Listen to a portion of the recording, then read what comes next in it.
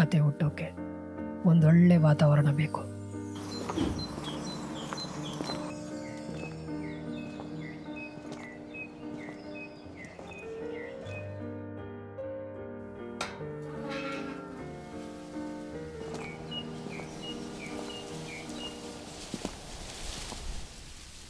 ಕೆಲವೊಂದು ಸಾರಿ ಕೆಲವೊಂದು ಜಾಗನ ನಾವುಗಳು ಆಯ್ಕೆ ಮಾಡ್ಕೊಳ್ಳಲ್ಲ, ನಾವು ಬರೆಯೋ ಕತೆಗಳು ಆಯ್ಕೆ ಮಾಡ್ಕೋತೇವೆ. ಹಾಗೆ ನನ್ನ ಕತೆನೂ ಈ ಪ್ಲೇಸ್ನ ಆಯ್ಕೆ ಮಾಡ್ಕೋತು. ಯಾಕೆ ಅಂತ ಗೊತ್ತಾಗಲಿಲ್ಲ. ಕೇಳಿದ ತಕ್ಷಣ ಕೊಟ್ಟಂಥ ಕಾಫಿ ಸ್ವಾದನ ಹೀರ್ತಾ ಸುತ್ತಲಿನ ವಾತಾವರಣ ನೋಡ್ತಾ ಅದೇನೋ ಫೀಲ್ ಆಗಿ ಮೈಂಡ್ ಕತೆ ಬರೆಯೋಕ್ಕೆ ಶುರು ಮಾಡ್ತು. ಅಂದ್ಕೊಂಡೋದಕ್ಕಿಂತ ಅದ್ಭುತವಾದ ಕತೆನೇ ಸಿಕ್ತು. ಒಂದೊಳ್ಳೆ ಕತೆ ಹುಟ್ಟೋಕ್ಕೆ ಒಂದೊಳ್ಳೆ ವಾತಾವರಣ, ಪೀಸ್ಫುಲ್ ಮೈಂಡ್ಸೆಟ್ ಇರಬೇಕು ಅಂತಾರೆ. ಇವರ ಈ ಪೀಸ್ಫುಲ್ ವಾತಾವರಣ, ಕ್ರಿಯೇಟಿವ್ ಸ್ಪೇಸ್ ನನಗೆ ತುಂಬ ಇಷ್ಟ ಆಯಿತು.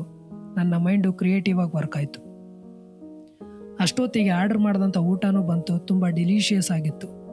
ಟೇಸ್ಟ್ ನಾಲಿಗೆಗೆ ಸಿಕ್ತು, ನನ್ನ ಹೊಟ್ಟೆನೂ ತುಂಬಿತು. ನೀವು ಏನಾದರೂ ನಿಮ್ಮ ಫ್ರೆಂಡ್ಸ್ ಆ್ಯಂಡ್ ಫ್ಯಾಮಿಲಿ ಜೊತೆಗೆ ಒಂದೊಳ್ಳೆ ಟೈಮ್ ಸ್ಪೆಂಡ್ ಮಾಡೋದಕ್ಕೆ ಒಂದೊಳ್ಳೆ ಪ್ಲೇಸ್ನ ನೋಡ್ತಿದ್ರೆ ನಾನು ಸಜೆಸ್ಟ್ ಮಾಡೋದು ಸೋಷಲೈಸ್ ಕೆಫೆ.